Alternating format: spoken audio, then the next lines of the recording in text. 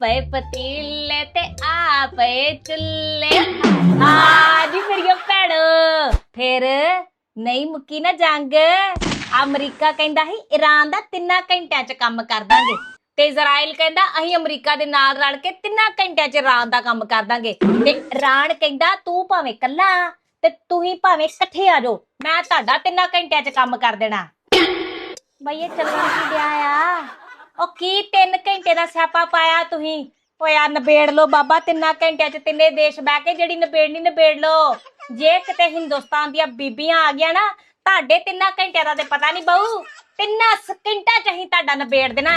ਹਾਂ ਓ ਹੈਲੋ, ਹਾਂਜੀ ਜੀ। ਤੇਰੀ ਬਣੀ ਨਹੀਂ ਚਾਹ ਹਲੇ? ਓਏ ਨਹੀਂ ਬੰਨੀ ਬੁੰਨੀ, ਕਿਉਂ? ਤੁਸੀਂ ਸੁੱਤੇ ਹੀ ਰਹੋ। ਉਧਰ ਸਾਰੀ ਦੁਨੀਆ 'ਚ ਰੌਲਾ ਪੈ ਗਿਆ ਆ, ਸਿਲੰਡਰ ਮਹਿੰਗੇ ਹੋ ਗਏ ਨੇ। ਨਹੀਂ ਬੰਨੀ ਬੁੰਨੀ ਚਾਹ।